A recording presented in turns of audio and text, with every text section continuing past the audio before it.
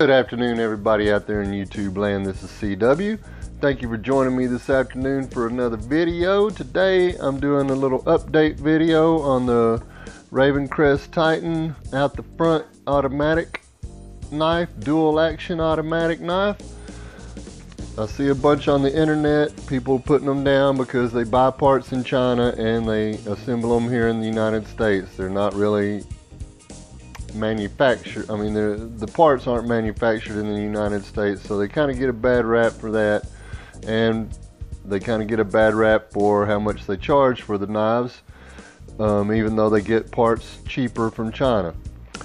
So I see on the internet all the time about DHgate. You can buy this knife on DHgate, the same thing, for $20, $30, $40, $50. You can get the same knife. So I went on DHgate and I ordered a few knives.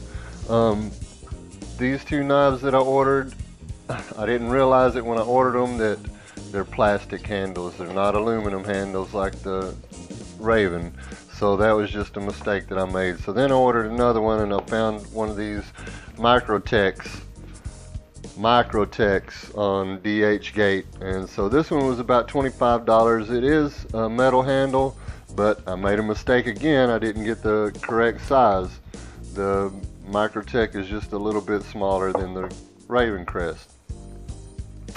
Anyway, so I got the knives, so I thought I would just do a little follow-up video and show how these knives compare to the Ravencrest. These two knives were $10 and this one was like $25, maybe $26. I don't remember exactly now, but I've been playing with them all for a while just to be able to see what the difference is. So to begin with, this $10 knife is a clear one, and I guess maybe I did realize the clear one wasn't going to be aluminum, but I thought the black one was going to be aluminum, so that was my bad on that. But it's only a $10 knife, so whatever. So anyway, in playing with these two $10 knives, man, the action on these is just it's hard. It's hard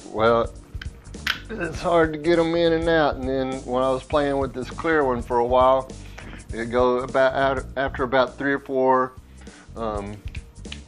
times. If I can get it to do it now. At first it was pretty alright. I probably need to get some oil and put in there, and it might make it a little bit better. But anyway, it started going off track. After you do it about 3 times, it goes off track. You got to fix it, put it back on track. So, well, that's a $10 knife. All of the knives have glass breakers on the end of them. The black one didn't go off track as much. Ah, man, look at that. It just did right now. Went off track. It hadn't been doing it. Uh-oh. It's not going back. There it goes. Did it? Oops, shoot. Did it get back on track? I think it did. It's kind of hard to get it back in. God dog it. There we go. So yeah, the action on it, getting it out's not too bad, but getting it back in, yeah, dog. There we go. Jeez Louise. Yeah, it's hard, it's rough. That's a $10 knife right there. Maybe I'll get some oil and oil them up and maybe do a follow-up video. But for $10, I mean, that's what you get. The Microtech. Oh yeah, I was gonna say, these are the same size, the same tall, the same wide, and the blades are the same size. And the Ravencrest is a little stiff to get in, but I mean, it goes in. And as much as I've played with it, it's not gone off track just from coming in and out. It's pretty alright. So the Microtech does have metal handle, aluminum or something, I'm not sure. It's pretty heavy. These two are light, really light. And these two, pretty heavy, pretty hefty on both of them. This one is pretty hefty. I'd like to say that it's probably as much or more than the Ravencrest, even though it's a smaller size. It's just a little tad smaller. And the action on this Microtech is pretty good. I mean, I've played with it pretty good amount and it's never gone off track. Goes in and out, in and out. So really for 25-30 bucks, I think maybe it was 27-28 bucks with shipping and everything or whatnot. I'm sure it was under 30 bucks. So that's, I mean, it's pretty decent. Even though I got it from DHgate, and they're known for selling knockoffs, so it's probably a knockoff. Oh, I forgot, it's got a grip tape in it. In the metal handle there's grip tape in there. So yeah, that helps out with the grip on it. So yeah. For 30 bucks anyway, under 30 bucks, can't beat it. I mean, even though I'm sure it's a knockoff, it hadn't gone off track. I played with it quite a bit. It's heavy, came with a sheath. So that's what it is. Sometimes you get what you pay for, sometimes you get a pretty good deal. Got what I paid for the Ravencrest because I really think it's a good knife. I mean, I've been stabbing all kinds of stuff with it. I should take footage whenever I do that. Maybe next time I go to the apartments and there's some washers and dryers sitting out, maybe I'll take it out there and stab them with it. Maybe I'll take this one with me too. These two right here I wouldn't trust. Oh, let's try and see how sharp they are. Let's try to cut some paper with some of these and see how sharp they are. You know, even though these two are kind of hard to get in and out, still the sharpness of the blade counts for something, right? That was a decent cut. That was a decent cut. Now that was. Let's try the other side.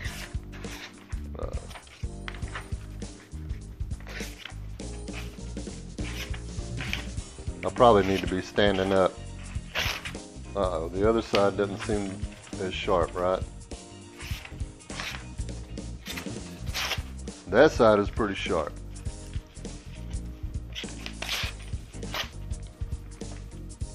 Let's see about the black one. Oh man, see that? God dog it. There we go. Back on, back on. Every 3 or 4 times.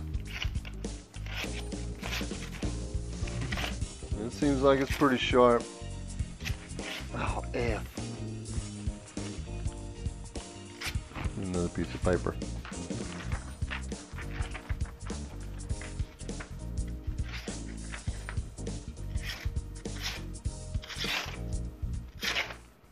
Nope, not very sharp.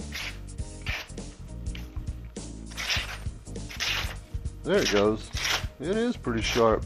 Well, one side is sharp, probably one side of the user is sharp and the other side is not. Alright, let's try out this Microtech.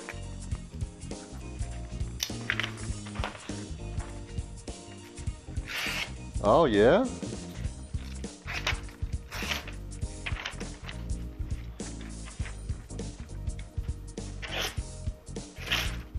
Oh, I'm the worst paper cutter ever.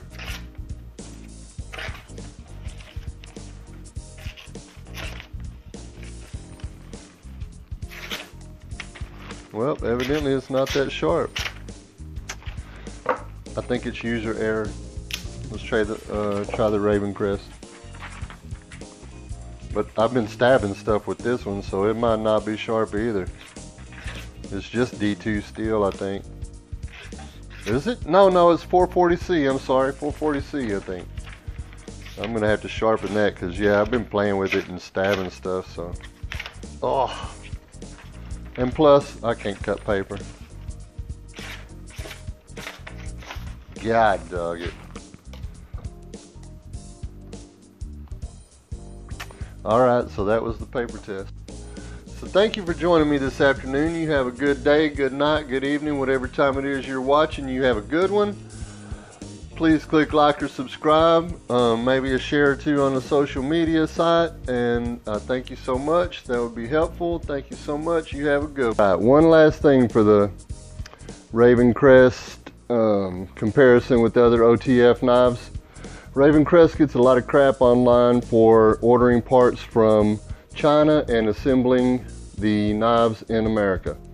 So the other day, BucknBear, which is an American brand, was having a flash sale online for this mini OTF knife, right? So I messaged them because I was like, man, I'm gonna take a stab at it. Stab, nice. So I messaged them and I asked them about the knives, and sure enough, they messaged back and said yes, they buy their parts from China and assemble the knives here in the United States. So just like Ravencrest, BucknBear does the same thing on their OTF knives, because when I got online and got on the website, the BucknBear website, and was looking at the OTF knives, a couple of them looked almost exactly the same as the Ravencrest knives, which look almost exactly the same as a lot of OTF knives. A lot of knives that they get the parts from China are going to look the same.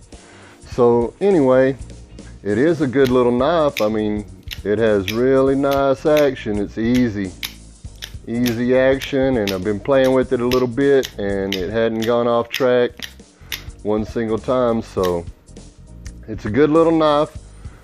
Can't knock it. This one has a plastic handle.